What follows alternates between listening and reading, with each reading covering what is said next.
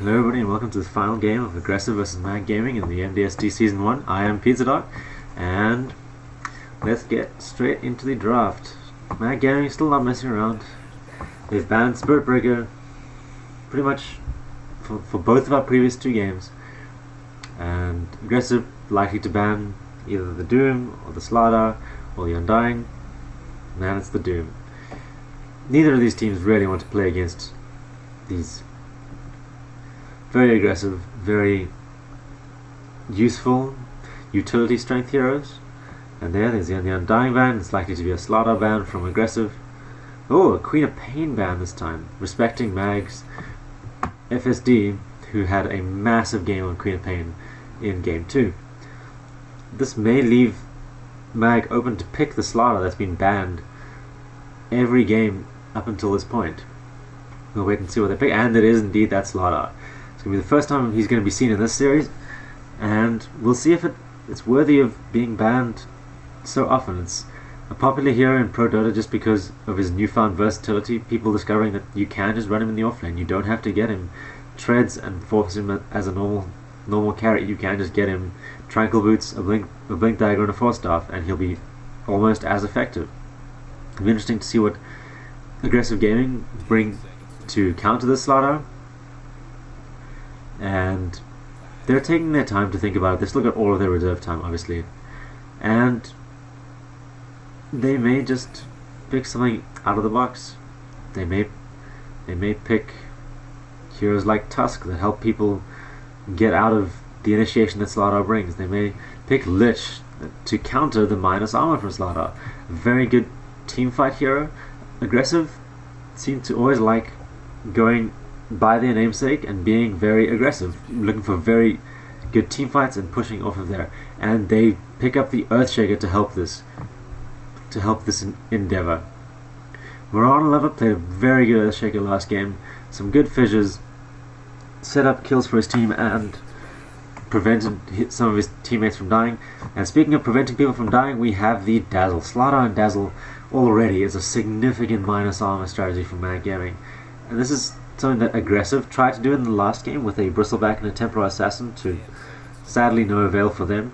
But the Dazzle providing the annoying Shallow Grave, which keeps heroes alive for 5 seconds, the Shadow Wave to allow them to sustain, and of course that Weave for the minus armor.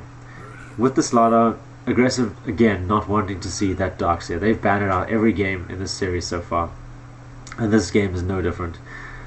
MaG banning out the Gyrocopter that Aggressive piloted so effectively in the first game, and they'll look to ban out one more hero, which is again the Broodmother. They're not keen to face against the Spider Queen. They don't want to deal with the cancerous one person split push team. A nice ban coming out from Aggressive, banning out the Shadow Fiend to stop MaG from getting an even more ridiculous minus armor strategy, and Shadow Fiend all around a very strong hero in the current metagame. But I felt like Aggressive may have been able to deal with it with an early roam on the Earthshaker, but they didn't want to risk it. They're taking a while to pick up their third overall hero. They still need their mid hero, their offlane hero, and their safe lane carry. It's time to see what one of these three will be.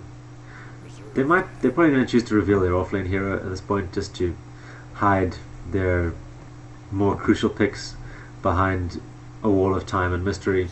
And that's a Beastmaster. Interesting. A hero that hasn't been seen in this series so far, but Beastmaster, a strong offlaner with his whirling axes and his primal roar to lock down key blinking targets. MaG have played heroes that have been elusive in both of the games up to this point. In Game 1 they used a safe lane farm anti-mage. Game 2 they had a Queen of Pain. In this game they pick up the other part of their support duo, the Rubik. Rubik's a hero that's been seen every game this series so far, and he's been piloted well by Warhog. It's probably Warhog's favorite hero, and he's justified doing it. He's stolen crucial spells in the previous two games, and he'll probably continue to do so. And there's very good spells for him to steal in this game. With the Primal Roar, any of those ultimates, except for maybe the Lycans, even though it has a comic value, doesn't really have impact on the game. But Warhog has been piloting this Rubik very, very well up until this point, and he will continue to do so in this game, which is what his team will hope for him to do. He's also decent against the Lycan, the telekinesis, long duration stun, really helping to keep the Lycan in place where he's looking to run away. And it'll be interesting to see though when they allow the Rubik to set up for a Lina. With the Rubik telekinesis into Light Strike Array, that Lycan might not be going anywhere, even in his ultimate form. He might just be locked down, burst down, and killed very, very quickly by the side of MaG. Now, MaG ran the... MaG ran the Lina on a safe lane farm last game. Yes, no, they ran an aggressive tri lane against aggressive and got the... Actually, aggressive were running the Lina last game, not MaG. My mistake. But aggressive choosing to ban out the Wind Ranger, which has nice synergy with Rubik, Lina, with all of the stuns from their team and the minus armor, and just is a very strong hero in the meta game right now. And aggressive just don't want to deal with it. MaG choosing to ban out the Death Prophet to stop the Death Ball, Death Push from the Death Prophet, Death, Death, Death. And aggressive will have to look towards another mid laner. And they choose the mid lane Dragon Knight.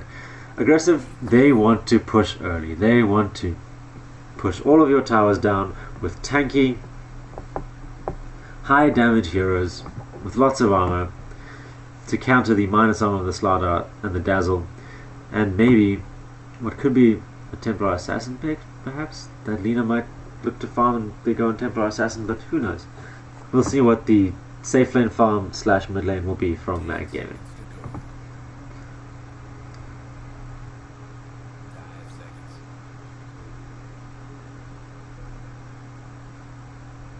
While we wait for MaG Gaming to pick, Dragon Knight is a hero that every Dota player will know because everyone's had to play through the tutorial. Everyone knows Knight Daily, and everyone knows that he's a very tanky hero with a stun, breath of fire, and can turn into a very, very scary dragon that has some very cool cosmetics. Maybe we'll see some awesome alternative dragons from the Dragon Knight in this game.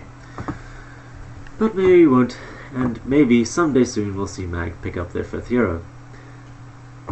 Overall, aggressive have a nice, well-balanced team. They've got tanky heroes to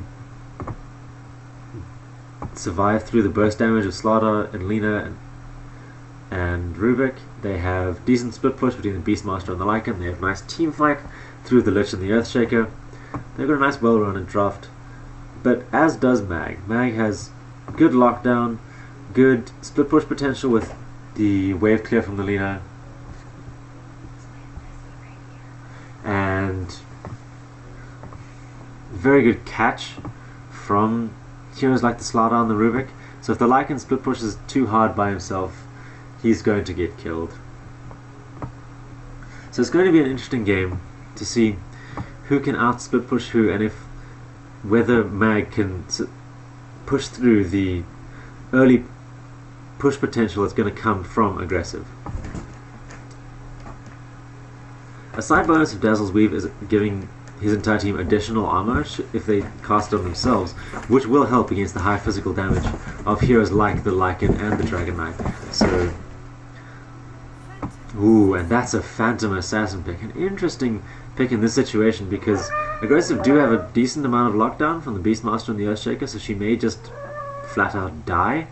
But she does have evasion to dodge the physical damage from Lycan and Dragon Knight, and she will be able to get on them and chew through them in short order. At this point, let's introduce the teams. We have FSD piloting the mid laner, Sihumaru piloting the safe lane, Phantom Assassin, Imli on the Dazzle, Warhog on his signature Rubik, Jinpachi stand-in from last game on the Slardar. On the Dire we have Daddy on the mid Dragon Knight, Kuro on the offlane Beastmaster, Mirana Lover on the support Lich, Mid Nate on the safe lane farm Lycan, and rounding it off with Crazy Demon on the 4 position Earthshaker.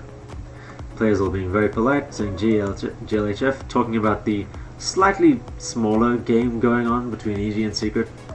Maybe there's a couple of viewers on that channel, but not as many as on this one. My singular viewer, thank you. Yeah, we're gonna catch all the viewers shifting over from the end of the game with EG coming out 1-1. And in this early stages, I feel like the team of Aggressive has better level 1 potential between the Fissure from the Earthshaker, the Frost Blast from the Lich, and the Stun from the Dragon Knight if you choose to level up, or the Dragon Breath. Dragon Breath is also a very nice potent level 1 spell. So they choose to give up the Bounty Rune to Daddy in the top lane and give the Phantom Assassin some early bonus gold through that Bounty Rune in the safe lane, and we turn to the mid matchup.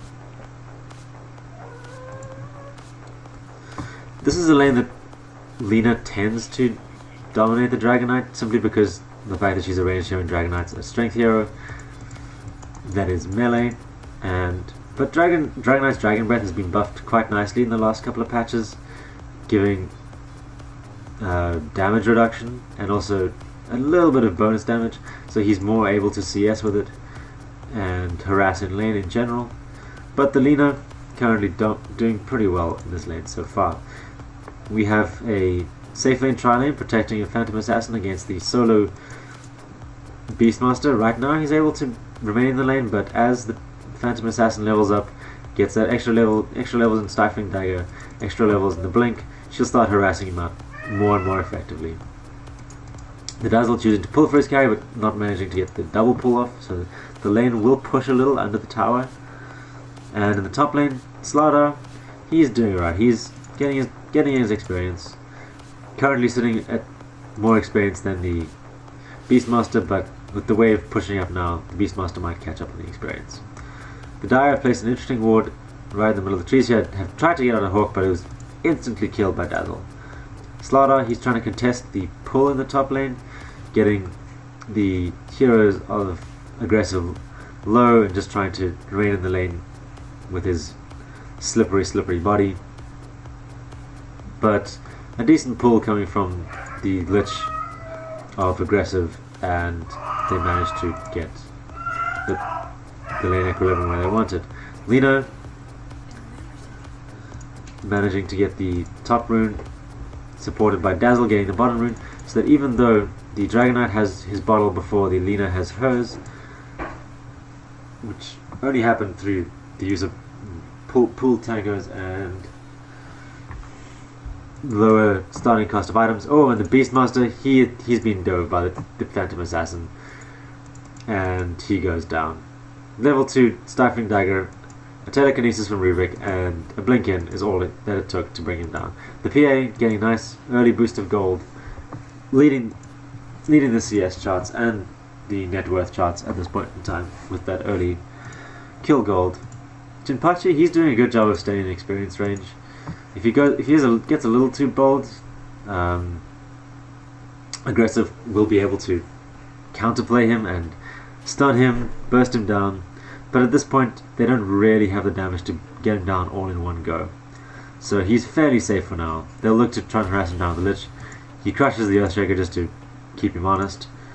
And in the bot lane, the team side of MaG doing a lot better job of zoning out the Beastmaster. He's only level 2. Jinpachi's halfway through level 3 and continuing to gain experience. In the mid lane, Lina is dominating the Dragon Knight, doubling his CS at this point in time. She's managed to pick up a bottle and boots. She had to bottle crow just due to the lack of a rune between 2 and 4 minutes. But she does manage to out-CS the Dragon Knight. She waits for a bottle to return to her, then goes to get the top rune. Throws one last wave, gets a last hit, gets him to harass out on the Dragon Knight, and with this, her Slardar protecting her rune, she manages to get the bounty rune. She gives him some regen, Dazzle gets an invis rune, and he'll look to rotate mid with this. The Slardar is hanging around just to help the Lina try kill the Dragon Knight, but with this dire observer ward, they scout him out and nothing much will come of it. Dazzle, realizing that Slardar's not going to get much, uses an invis rune just to scout out the positioning of the Beastmaster and hopefully block his pull. But this will mean that the Beastmaster gets gone, and there's nothing much he can do to survive this. He uses the boar to try and slow the enemy down, but the Rubik telekinesis, actually telekinesis the boar onto the Beastmaster to stun him. Great play from Warhog there, and Sehomaru managing to pick up the kill. In the top lane, Jinpachi's having a little bit of a harder time with the Lich leveling up his Frost Blast, making sure that his regen he needs to regen more often, and FSD gets level 6, dives the Dragon Knight, and kills him with Lacuna Blade. Maybe this was due to Aggressive's Dragon Knight lagging out or DCing, and I really, really hope not, because that would be a poor thing to happen at this point in the game. So MaG are 3-0 up. Their mid lane and their safe lane are top of the net worth charts, and their off laner is getting more experience. They're handily winning the laning phase, and they're also fairly well set up for a decent mid game power spike, where they have things like, maybe the Phantom Assassin could choose to go one of two ways. She could choose to build the more farm oriented build in the Battle Fury, or she could go towards the more fight oriented build in things like an early simple Morbid Mask into treads or phase boots and drums, just to get some early health, some early extra damage, and then just crit some fools. But Aggressive's heroes, they're, like I said in the draft, they're fairly tanky. They're going to have high armor from the Lich, who will probably get a level of frost armor in the next couple of levels, and it's going to be tough for the Phantom Assassin to burst through them with the mid game items. But so I think she's more likely just to go towards something like treads, or even just a flat Battle Fury.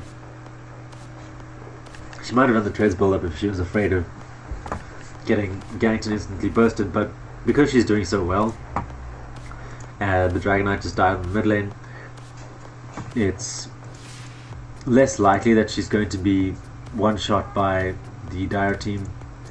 The Lich's Frost Blast is only 100. Is only what, 200 damage on the target of her, and Fissure's not that much damage, and Dragon Knight has luckily reconnected. We'll see if he sadly claims that he was killed while he was DC'd, but there was nothing that Lina could plausibly have done or foreseen in that situation. They're looking like they're going to get the game back underway. Emily picked up his boots. Warhog picked up his boots with those early kills on the Beastmaster. And things, all in all, going fairly well for Team MaG. They're out-leveling their opponents, they're out-farming them, and they have the ability to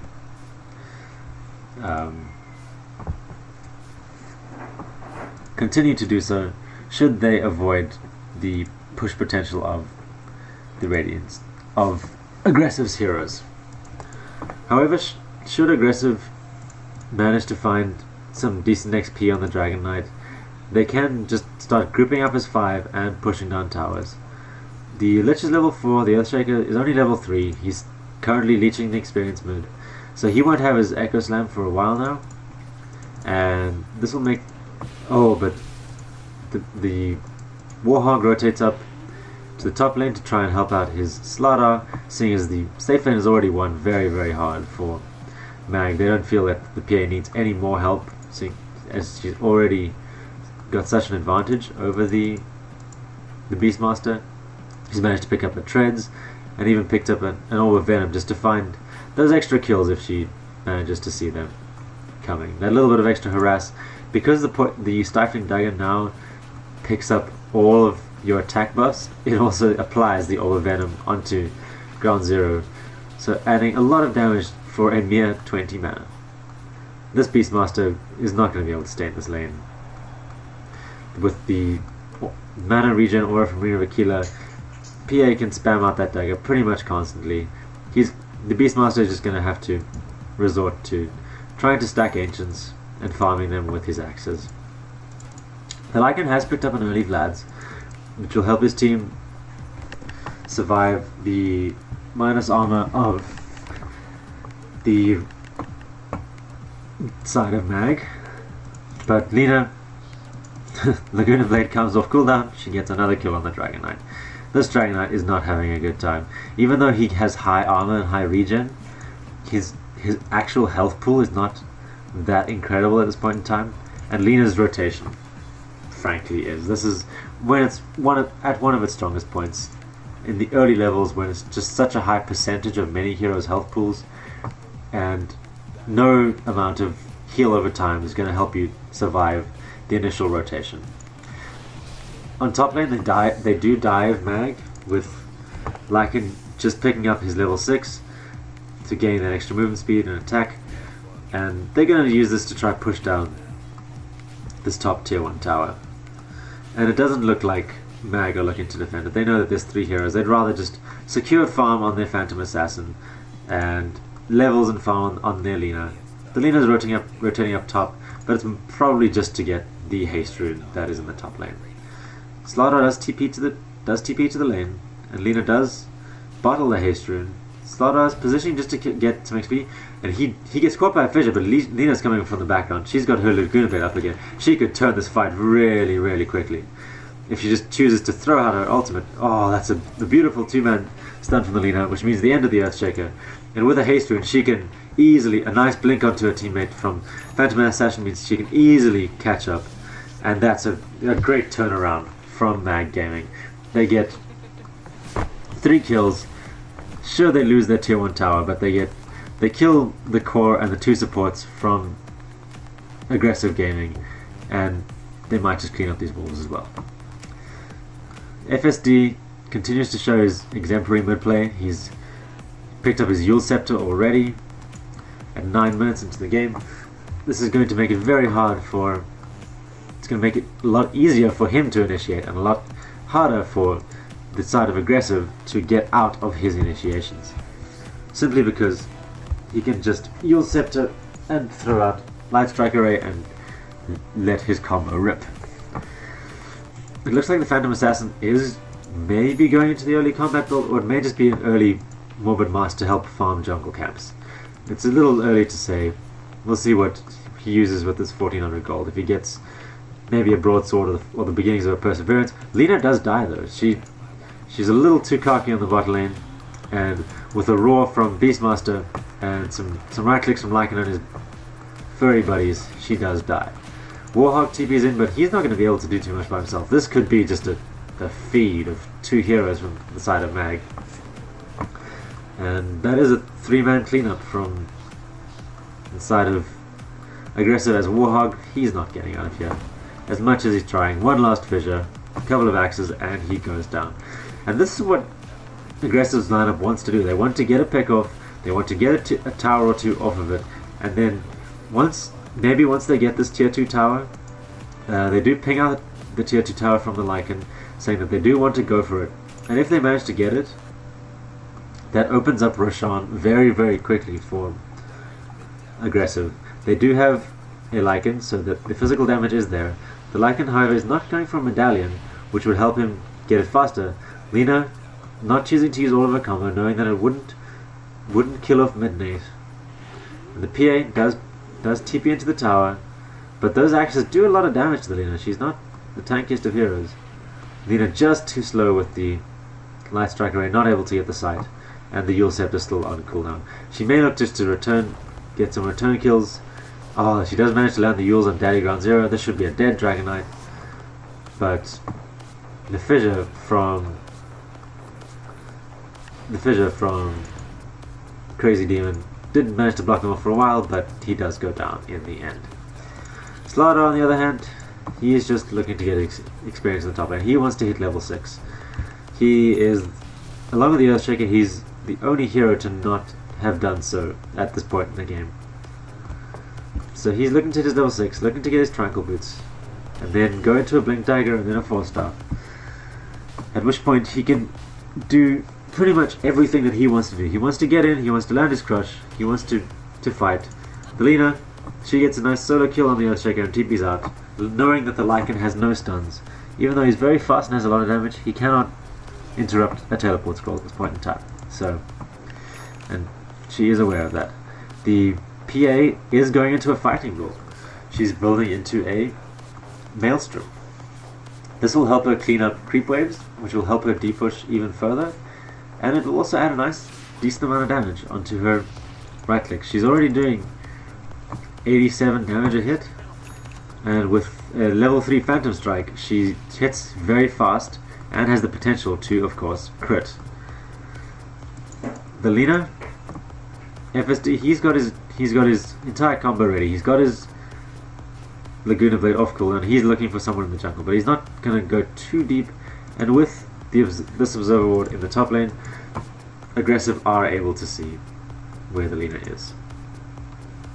They are positioning Marona close enough that they might bait her into something overly aggressive, but she just wants to farm. She's content with just hitting creeps in lane and making towers disappear.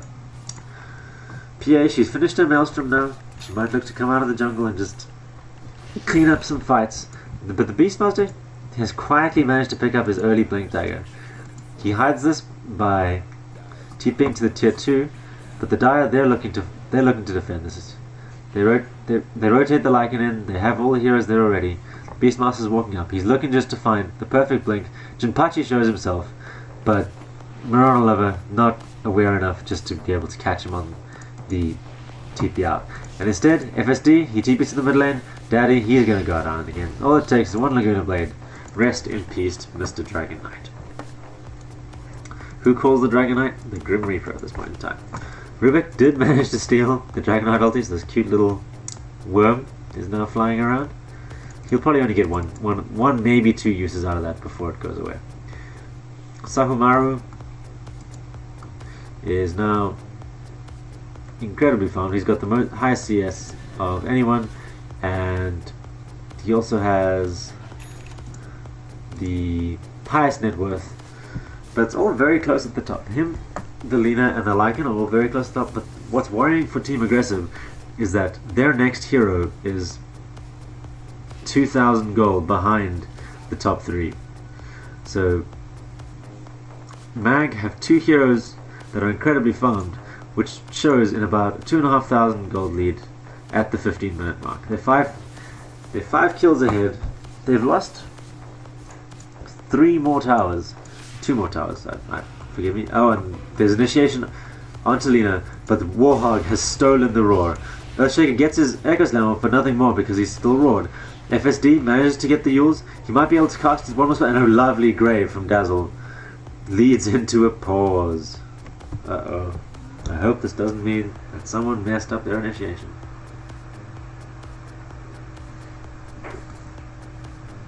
We have had spikes throughout the series, so this may be a continuation of that problem. I hope it's nothing serious. We'll take this moment to sort of reflect on how this team fight could go. Lina's, she's fairly low, but Dazzle's used his heal. Marona Lover's, his spells are all on cooldown though, so Lina could actually come away from this if she just walks away right now. She chooses to use her ultimate on the Lich, run away, but the Lycan Wolves are chasing her. Another heal from the Dazzle keeps her alive for now, but Midnight, he runs in. He ain't doing, he's got nothing to do but kill this Lina. Midnight, he's running away with the massive speed from his ultimate, but he's chased by Warhog, the mini Lycan. Warhog uses his telekinesis, managing to keep Midnight in the area. Sesumaru blinks onto Warhog in the hope that he could get the Lycan, but the Lycan ran away just fast enough to survive. And then TV's to the mid lane. When he was close to the Dazzle, Dazzle might be able to kill him with a level 4 Shadow Wave heal bomb, but Lycan choosing to walk away from the lane now. And this poor Dragon Knight, he's going to get caught up by FSD again. FSD baiting out. Oh, he's baiting out the Roar again. Rubik steals it again. Warhog has been doing work with this Rubik. He's stolen so many good spells and he turned team fights. The stolen Roar stuttering the initiation from aggressive, which allows what could have been Lina getting caught out to turn into a 3-hero wipe for MaG, and possibly a tier 2 as well. Aggressive, they're doing all the right things, except they're just not coming out ahead. They're not quite killing the targets, and that's allowing heroes like the Dazzle to heal. That's allowing the Dazzle to heal up the hero that almost dies. Warhog, he steals Fissure, another very useful, incredibly useful spell for a Rubik to steal, due to the 0 cast animation, making Fissures very, very easy to land. FSD, he's been followed by the Wolves right now. The Wolves turn their attention elsewhere though. How is Jinpachi doing? He's almost got his Blink Dagger. From being very far behind, he's almost got the item that makes him incredibly useful in team fights. Sesumaru, he's going for an early Sculpt. He's going for the combat build. He's going Maelstrom into Skull Basher. He wants to do a lot of damage, deal it quickly, and delete a hero as soon as possible. And he'll be very effective at doing so, especially considering even with the 1 point in Blur, the Lycan struggles to bring him down, and the Dyad do not have much spell burst, but what they do have is, as we said, push. So the Lycan summons his dudes, gets the dudes to hit buildings, and the tower goes away.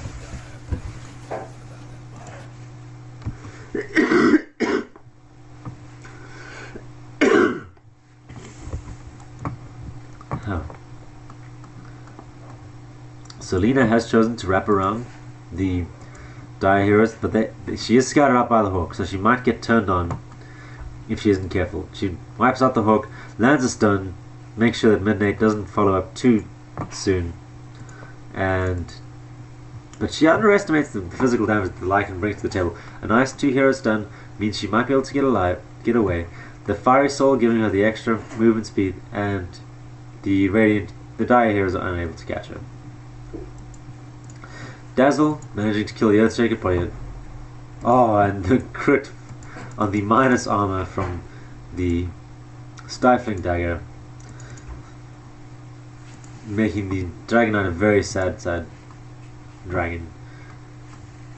Jinpachi managing to get the amplified damage onto the Lich and securing the kill very quickly. The Lycan, he's looking to split push, but Jinpachi's slightly too slow on his crush, which allowed the Lycan to escape. And they ping out Roche. With the amplified damage from Slardar, it should be fairly easy. The Lina split pushing with her spells, and going for an early Bloodstone, which, considering how hard she's snowballing this game, she's currently 7-2-5, the highest level in the game, tied with the Phantom Assassin. Things are going very well for MaG right now, and there's not much that